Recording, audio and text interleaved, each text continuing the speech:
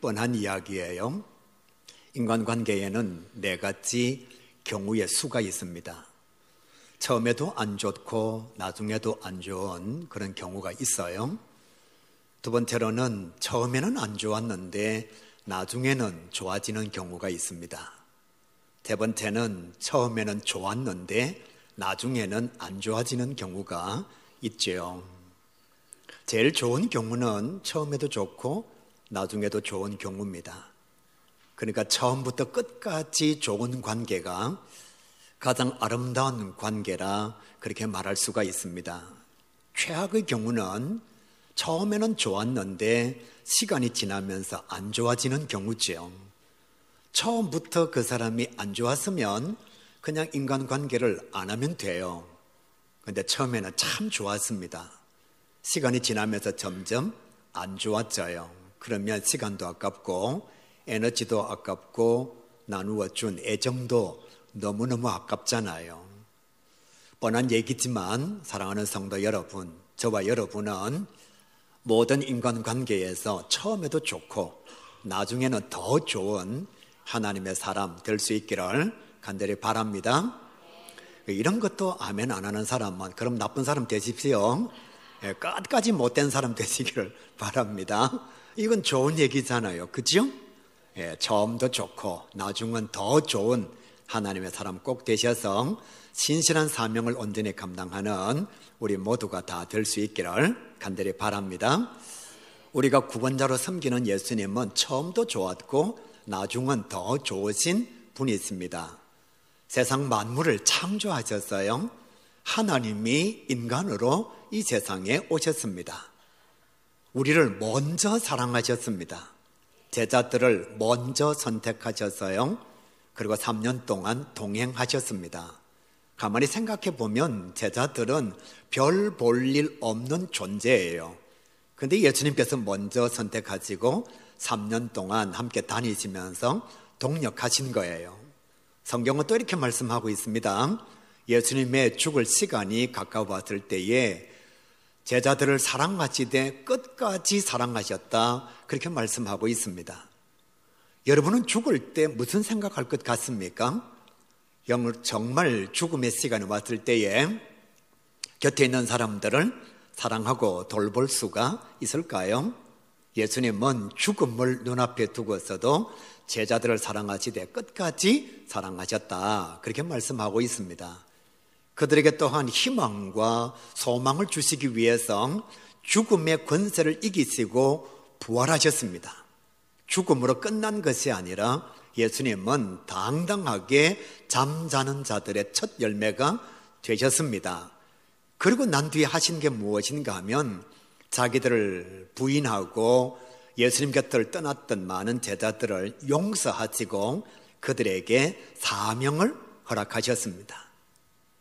솔직하게 말씀드리면 우리는 교회 안에서 같은 믿음의 길을 걸어가면서도 조금만 나에게 잘못하면 섭섭한 마음이 찾아오고 어떤 때는 교회를 떠나기도 하고 어떤 경우에는 다시는 그 사람을 보지 않는 경우도 솔직하게 성도들이지만 있습니다.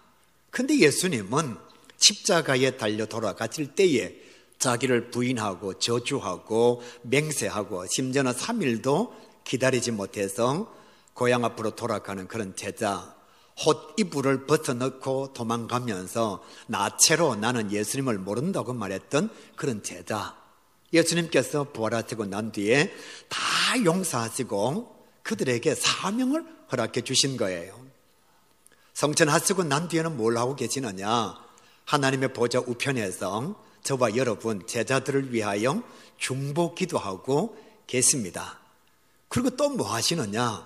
우리를 데려가시기 위하여 하나님의 나라 천국을 준비하시고 계십니다. 그리고 때가 되면 우리를 데리러 오셔서 우리를 데려가시고 난 뒤에 하나님의 나라에서 상급을 주시고 영생복락의 은총을 허락해 주십니다. 그리고 우리와 함께 영원히 동행하시는 분이 예수님이십니다. 이렇게 말씀드리는데도 여러분의 표정이 왜 점점 굳어져 가죠? 이렇게 좋은 분이 예수님이신데 예수님은 처음에도 우리를 사랑하셔서 창조해 주시고 마지막에도 우리를 사랑하셔서 하나님의 나라 영생복락의 세계로 저와 여러분을 인도하십니다. 이분이 우리가 믿는 예수 그리스도 우리의 구원자가 되십니다. 사랑하는 성도 여러분, 이 예수님을 믿는 저와 여러분, 정말 새해에는 오직 예수로 인하여 행복을 누리며 기뻐하고 즐거워하는 주의 자녀가 될 수 있기를 간절히 바랍니다. 다 잃어버려도 예수님은 계십니다. 다 사라져도 예수님은 계십니다.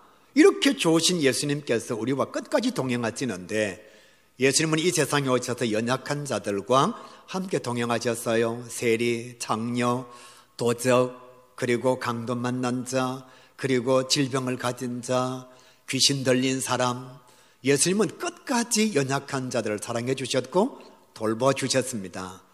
이 예수님을 마음속에 꼭 품고 살아가심으로 진정 행복을 누리는 우리 가요교 모든 성도 다 될 수 있기를 간절히 바랍니다. 오늘 성경 말씀도 좋으신 예수님을 우리에게 소개하고 있는 거예요. 정말 예수님은 대단한 분이시다, 그것을 우리에게 말씀해 주시고 있습니다. 19절 말씀 보시면, 말씀을 마치신 후에 예수님은 하나님의 나라로 돌아가시기 직전까지 하나님의 나라의 말씀을 전하셨어요. 제자들에게 이렇게 말씀하셨습니다. 믿음을 가져라, 복음을 전하라, 그리하면 내가 너희들에게 능력을 주겠다. 주님께서 말씀하신 거예요. 이제 성천하시는데, 이제 하나님의 나라로 돌아가시는데 뭘 제자들에게 말할 수 있을까요? 근데 예수님은 그 제자들을 사랑하셔서 끝까지 하나님의 말씀으로 위로하시고 힘주셨습니다. 말씀을 전하게 되면, 믿음을 가지게 되면 내가 너희들에게 능력을 주겠다, 그렇게 말씀하신 거예요. 사랑하는 가요교 성도 여러분, 절대로 착각하지 마세요. 기도할 때에 능력을 주시옵소서 이런다고 능력 주시는 게 아니에요. 성경 말씀을 보시면 순종할 때에 필요한 능력을 주십니다. 다시 한번요, 별 볼 일 없었던 하나님의 사람들, 그들이 순종할 때에 감당할 수 있는 능력을 하나님께서 주신 거예요. 능력 줘서 뭐 하게요? 필요도 없는데, 순종도 안 하고 사명도 감당하지 않는데 능력 주시옵소서 그런다고 능력 줄까요? 필요하면 순종하는 현장에 하나님께서 능력을 허락해 주십니다. 여러분, 사람을 12만 명 모은다는 게 쉽지가 않아요.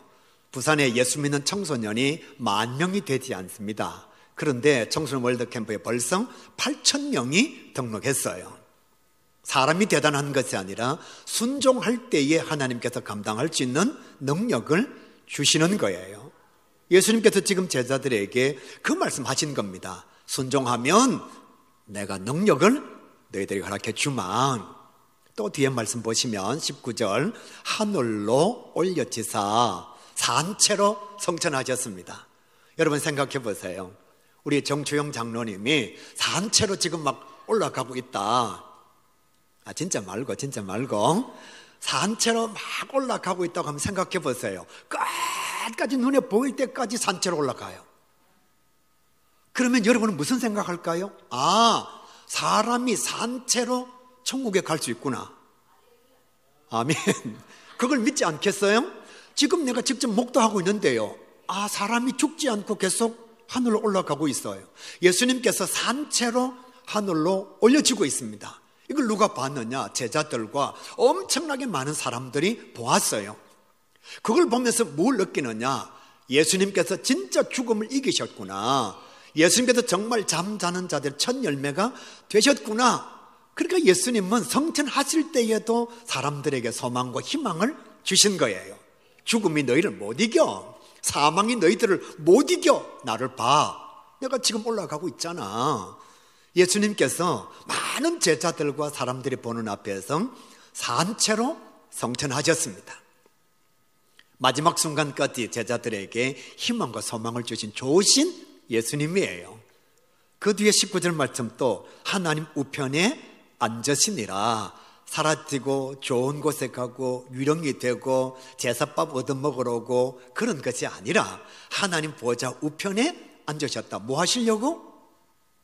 제가 조금 전에 다 말씀드렸는데 설교 듣고 있죠? 뭐 하시려고? 중보기도 하시려고, 우리를 위하여 중보기도 하시려고. 하나님의 나라 가셨는데도 우리를 잊지 못하시는 거예요. 생명 주신 사랑을 감당하셔서 지금도 하나님 보좌 우편에서 예수님은 저와 여러분을 위해서 기도하시고 계십니다. 그리고 또 뭐 하시느냐? 우리를 데려갈 하나님의 나라를 준비하시고 계신 거예요. 제가 오늘의 말씀에도 녹화를 했습니다만은 저는 정말 기대합니다. 하나님의 나라 천국이 얼마나 좋을지, 거기 가면 얼마나 행복할지 기대하고 기다리고 사모하고 있습니다. 이 세상하고는 비교가 안 되니까요. 하나님의 사람 요한이 천국을 보고 난 뒤에 설명할 방법이 없어서, 좋기는 너무 좋은데 설명할 방법이 없어서 집에 가셔서 21장과 22장 요한계시록 한번 보시길 바랍니다. 너무 좋으신 하나님의 나라, 지금 예수님께서 저와 여러분을 위해서 준비하고 계신 거예요. 우리를 위해서. 그러니 하나님의 나라가 얼마나 좋겠어요. 저와 여러분은 이 세상의 소망을 두고 살아가는 자가 아닙니다. 억지로 살려고 발버둥 치지 마세요. 그냥 여러분 주님 오라 하시면 때가 됐는가 보다 가면 되죠. 10년 더 산다고 뭐 그렇게 대단한 일이 있을까요? 집으로 가시면서 진짜 한번 생각해 보세요. 내가 10년 더 살면 무슨 엄청난 일이 일어날까 한번 생각해 보세요. 주님 지금 하나님의 보좌 우편에서 저와 여러분을 위하여 천국의 처소를 준비하시고 계십니다. 우리를 사랑하시되 끝까지 사랑하시는 예수님의 모습이지요. 그리고 네 번째 20절 말씀을 봅니다. 제자들이 복음을 전파할 때 주께서 함께 역사하사. 지금 예수님은 천국에 계십니다. 복음은 제자들이 세상에서 전하고 있습니다. 뭐라고 말씀하시느냐? 제자들이 나아가서 두루 복음을 전할 때에 예수님께서 함께 하셨다, 그렇게 말씀하고 있어요. 제자들과 끝까지 동역하시는 겁니다. 3년 동안만 동역하신 것이 아니라 지금도 예수님은 사명을 감당하는 우리들과 함께 동역하시기를 원하십니다. 전도의 현장에 결코 나 혼자 있지 않습니다. 봉사의 현장에 결코 나 혼자 외롭게 서 있지 않습니다. 주님이 우리와 동행하십니다. 사명만 맡기신 것이 아니라 지금도 하나님의 보좌 우편에서 우리와 함께 동행하시기 위하여 우리 곁으로 찾아오시는 분이 예수님이십니다. 성도 여러분, 아무도 보지 않을 때에 주님은 보고 계십니다. 아무도 여러분을 알지 못할 때에 주님은 여러분을 도와주시고 계십니다. 말씀 보세요. 제자들이 복음을 전파할 때에 예수님께서 함께 역사하셨다, 그렇게 말씀하고 있습니다. 우리는 때때리는 생각하죠? 아무도 보는 사람이 없으면 아싸, 아무도 못 본다, 이런 생각하죠. 또 어떤 때는 아무도 보고 있지 않으면 절망하고 좌절합니다. 아무도 도와주는 사람이 없네. 아니요, 주님께서 역사하시고 계신 거예요. 어떤 목사님 설교를 들어보니까 이런 말씀이 있더라고요. 암 걸려서 이 세상을 떠나는 것이 아니라 하나님의 때가 되었기 때문에 암이 찾아와서 하나님께로 가는 거라고. 별로 좋은 표정이 아닌데요. 암 걸려서 세상을 떠나는 것이 아니고 이제 하나님의 때가 되었기 때문에 하나님께서 그 방법으로 불러가시는 거라고. 그러니까 사랑하는 성도 여러분, 하나님은 결코 우리 곁을 떠나시지 않습니다. 예수님은 절대로 우리를 외면하시거나 버려두시지 않습니다. 20절 말씀 다섯 번째로, 그 따르는 표적으로 말씀을 확실히 증언하시니라. 제자들이 말씀을 전할 때 예수님께서 기적, 기사, 이적을 보여주셨습니다. 그런데 놀라운 것은 단순히 기적이라고 말씀하지 아니하시고 표적이라고 말씀하고 있습니다. 이 표적이라는 단어는 요한복음에 나타나는 대표적인 단어예요. 다른 복음서에는 기적, 기사, 이적 이렇게 표현하고 있습니다. 표적이 무슨 뜻인가 하면 놀랍다, 초자연적 현상이다, 우와, 이런 것이 아니라 사건 뒤에 감추어져 있는 의도, 세메이온, 사인, 이런 뜻입니다. 그러니까 야구 현장에 가면 그 야구장에 열심히 야구할 때에 감독이 막 이러고 있어요. 이건 하나도 중요하지가 않습니다. 뭐 이렇게 해도 되고 이렇게 해도 됩니다. 아니면 막 뛰어도 돼요. 무엇이 중요하냐? 이 사인 뒤에 숨겨져 있는 의도가 중요한 거예요. 이렇게 하면 도루, 이렇게 하면 번트. 그러니까 이건 아무렇게나 정해도 됩니다. 모션은 아무렇게나 해도 돼요. 진짜 중요한 건 뭐냐? 이 모션 뒤에 감추어져 있는 선수들과 감독과의 약속인 거예요. 그러니까 제자들이 가는 곳마다 예수님께서 단순히 우와 놀랍다 대단하다 이런 기적을 베풀어 주신 것이 아니라 마가복음의 저자는 이렇게 표현합니다. 표적으로 이렇게 말씀하죠. 왜 예수님께서 이 표적을 보여주셨느냐? 그 뒤에 이렇게 말씀합니다.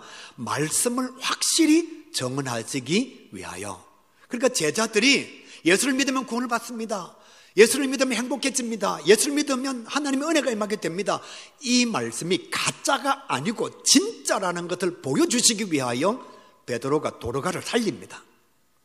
바울이 유두고를 살려요.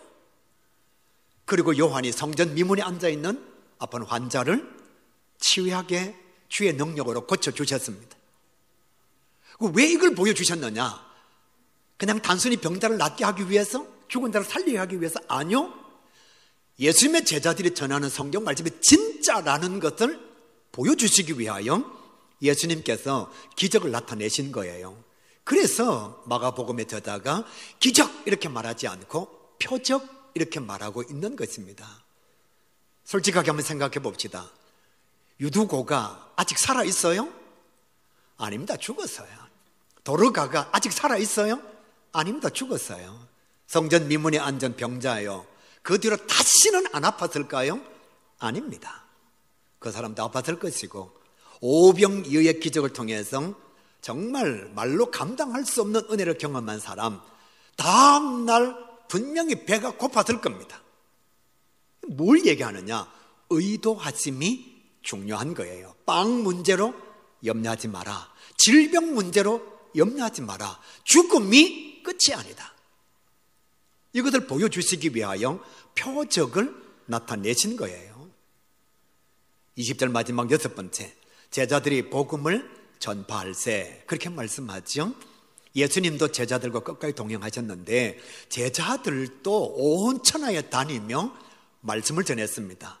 복음을 전파하며 두루 다니며 하나님의 말씀을 전했다. 저를 보세요. 요즘은 전도해도 죽지는 않습니다. 혹시 전도하다가 죽음의 위협을 당한 사람 한번 손 들어보세요. 아무도 없어요. 그런데 이 당신은 나가서 복음을 전한다는 것 자체가 죽음입니다. 스데반이 죽었어요. 야고보가 죽었어요. 베드로가 감옥에 들어갔어요. 바울이 잡혔어요. 그러니까 단순히 복음을 전한다는 게 전도지를 준다, 말씀을 선포한다 이런 뜻이 아닙니다. 목숨을 이 복음을 위해서 걸었다는 뜻입니다. 예수님도 정말 좋으신 분이시고 제자들도 보면 참 아름다운 모습을 마가복음에서 보여주고 있습니다. 그런데 여러분, 우리는 다 알고 있습니다. 무엇을? 제자들이 원래 이렇게 좋았던 신앙의 사람은 아니었다는 사실을 우리는 알고 있어요. 예수님께서 그들을 선택하셨습니다. 별 볼 일 없었습니다. 대단한 직업도 없었어요. 그러니까 아주 낮고 천한 자들이었습니다. 그런데 예수님께서 선택하고 난 뒤에 이들은 모이기만 하면 네가 높으냐? 내가 높으냐? 네가 돈 많냐? 내가 돈 많냐? 네가 실세냐? 내가 실세냐? 누구하고 똑같아요? 고맙습니다. 대답을 해줘서. 진짜 우리하고 똑같아요. 네가 높으냐? 내가 높으냐? 네가 부자냐? 뭐 내가 부자냐? 교회에서 공부 네가 많이 했냐? 내가 많이 했냐? 너 어느 대학 나왔냐? 맨날 모이기만 하면 이런 얘기하는 사람들이 제자들이었어요. 예수님께서 말씀을 전하실 때에 예수님의 말씀에 관심도 없었습니다.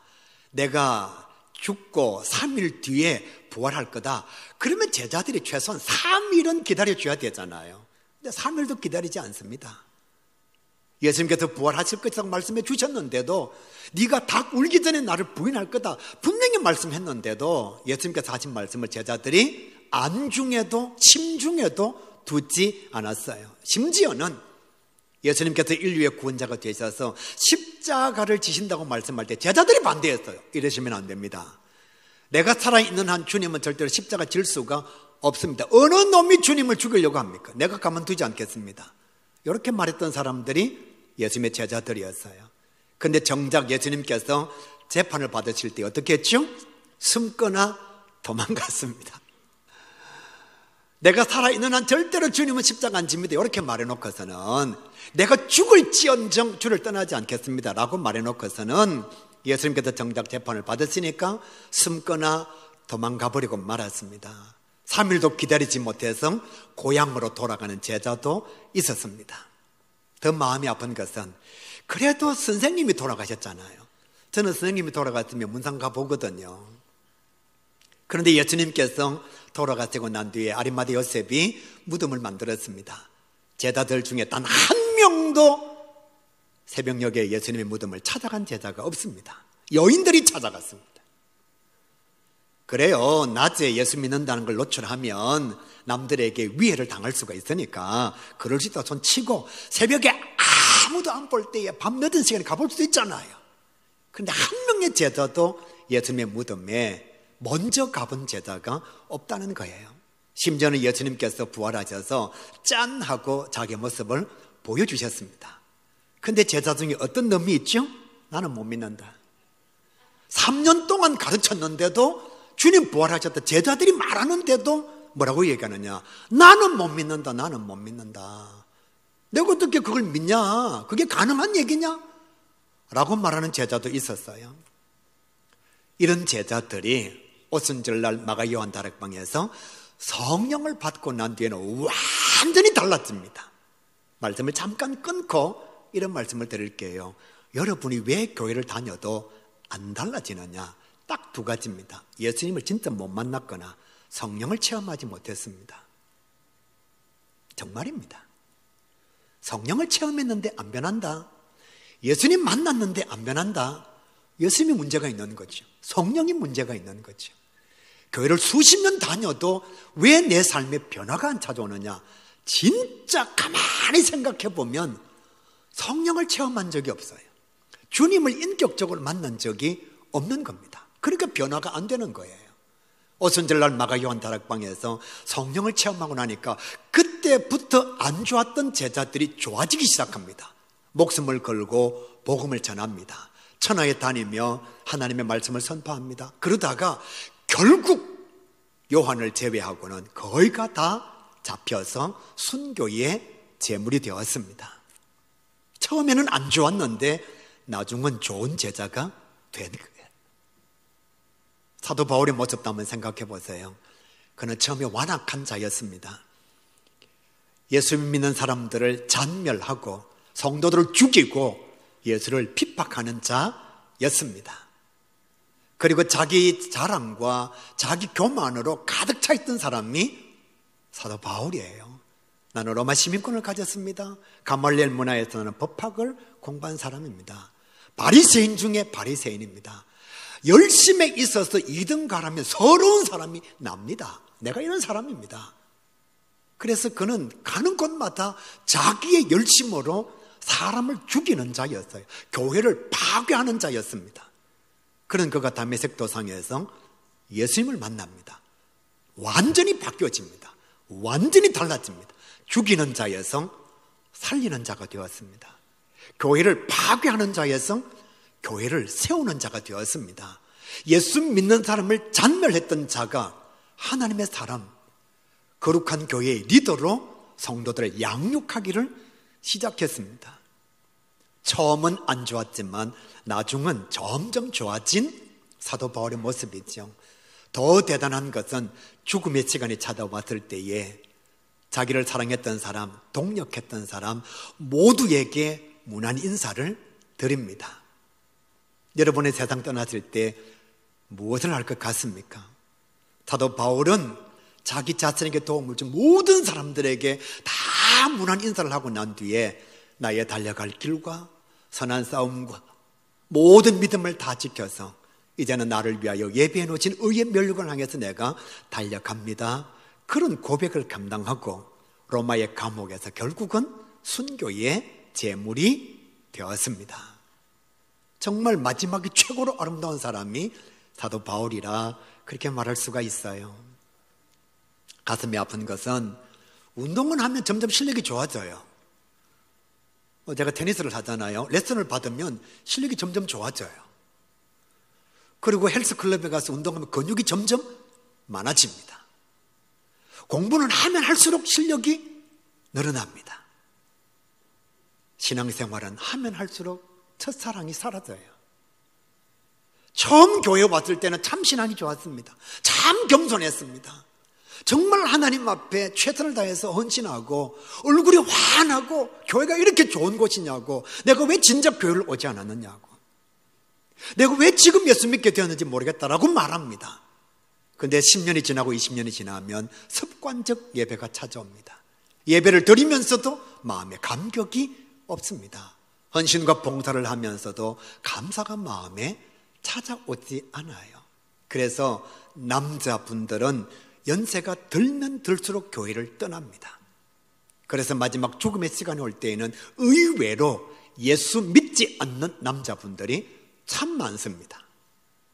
다른 데를 보지 마시고 여러분 주변을 한번 보시기를 바랍니다. 정말 주님께서 원하시는 것은 우리의 신앙이, 우리의 믿음이 점점 더 좋아지는 것입니다. 그래서 제가 여러분에게 4가지를 한번 오늘 성경 말씀을 가지고 부탁을 드리고자 합니다. 첫 번째, 처음 믿을 때보다 지금 믿음이 더 좋으시기를 바랍니다. 빨리 아멘 하세요. 2층. 지금 믿음이 처음 믿음보다 더 좋으시기를 바랍니다. 두 번째, 처음 봉사할 때보다 지금 더 감사가 넘치기를 바랍니다. 세 번째, 이 세상 떠날 때 최고의 믿음을 가진, 가장 아름다운 믿음을 가진, 끝까지 믿음을 지킨 하나님의 사람이 되시기를 간절히 바랍니다. 마지막 4번째, 누군가를 처음 만났을 때보다 점점 시간이 지나면서 더 아름다운 관계를 만들어가는 하나님의 사람이 꼭 될 수 있기를 우리 주님의 이름으로 간절히 축복합니다. 홍민기 목사님 이런 얘기를 했어요. 무슨 얘기냐 하면, 자기 교회 성도는 아닌데 남의 교회 성도가 찾아와서 상담을 했대요. 처음에 교회 갈 때 너무너무 좋았는데 지금은 교회가 안 좋다고. 그리고 그 사람 처음 만날 때 너무너무 좋았는데 지금은 안 좋다고. 그러니까 목사님 이렇게 말했대요. 그 사람도 당신 지금 안 좋아할 거다. 그러니까 그분이 솔직하게 말해주는 목사님이 너무 좋아서, 목사님 이 교회로 옮기면 안 되겠습니까? 그러니까 목사님이 오지 말라고. 우리 교회도 당신처럼 안 좋은 교회 너무 많다고. 당신까지 오면 골치 아프다고. 오지 말라고. 성도 여러분, 오늘이 아름다운 신앙을 가지고 있고 내일은 더 아름다운 신앙을 가지고 정말 여러분에게 죽음의 시간이 왔을 때에 최고의 믿음을 가진 주의 자녀 꼭 될 수 있기를. 1월 1일이 있으면 12월 31일이 있습니다. 처음이 있으면 마지막이 있습니다. 시작이 있으면 마침이 있습니다. 여러분, 태어나심이 있기 때문에 죽음이 있습니다. 그때 최고의 믿음을 가진 우리 모두가 다 될 수 있기를 주님의 이름으로 간절히 소망합니다.